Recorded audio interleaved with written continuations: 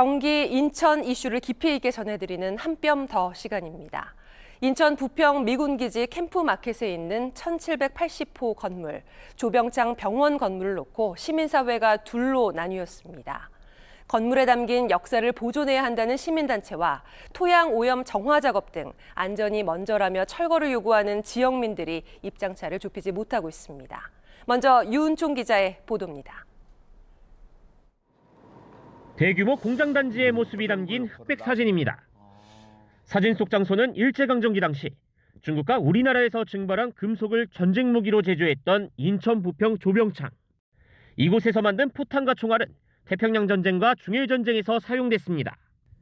광복과 한국 전쟁을 거쳐 미군 기지가 들어섰고 조병창 흔적은 대부분 소실됐습니다. 현재 1780호 건물로 불리는 조병창 병원이 남아 있습니다.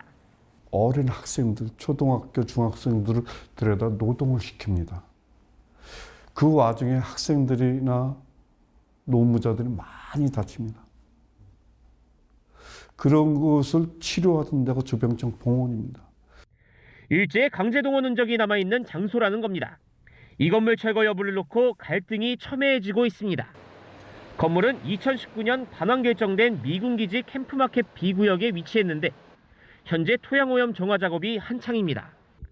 문화단체와 시민사회는 건물을 보존해야 한다는 입장. 저희가 그것을 역사는 공간으로 기억해야지만이 생생하게 전달이 되는 거예요. 만약 공간으로 기억되지 않으면 그 역사는 다시 반복될 수 있습니다. 문화재청도 해당 건물에 대한 보존 가치가 있다는 의견을 시와 국방부에 전달했습니다. 하지만 주변 아파트 주민과 환경단체는 다이옥신 등 맹독성 물질로부터 안전하려면 건물을 철거해야 한다고 주장합니다. 만약에 나하고 내 가족이 조병창 방문해서 보다가 건물 허물어지고 어떤 그 안전에 대한 사고가 나면 누가 책임을 집니까? 이거는 심각한 문제입니다. 이곳을 철거한 뒤 시민이 쉴 수 있는 편의 공간이 조성돼야 한다는 의견을 제시했습니다. 양측 입장이 팽팽히 맞서면서 또다시 조병창 병원 건물 존치 여부는 올해도 결정나지 못할 전망입니다. OBS 뉴스 유은총입니다. 황정환 취재기자와 조금 더 이야기 나눠보겠습니다. 황 기자, 조병창 병원 철거 문제 왜 이렇게 이견이 끊이지 않는 겁니까? 네, 제가 어제 캠프마켓 2차 현안 소통 간담회를 직접 다녀왔는데요. 우선 조병창 병원에 대한 역사적, 문화적 가치를 놓고 너무나 인식 자체가 크게 달랐습니다. 존치를 주장하는 시민단체는 당시 강제 동원된 아이들이 치료를 받은 아픈 역사적 공간이라고 주장했고, 그리고 침략 전쟁을 위해 무기를 제조하는 과정 속에서 다친 어린 학생과 노동자들이 치료하는 곳으로 반드시 존치돼야 한다고 보고요.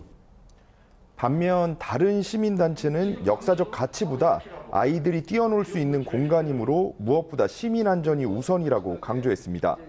실제 해당 건물 하부 토양에서는 오염 우려 기준을 초과한 석유계 총탄화수소 농도가 측정됐습니다. 문화재청에서조차도 등록문화재로 별로 그 가치가 없다라고 했는 걸 이렇게까지나 존치한다고 하시니까 저희는 사실 환경오염이 심각한 그 지역을 그렇게 존치한다는데 사실 이해가 되질 않고.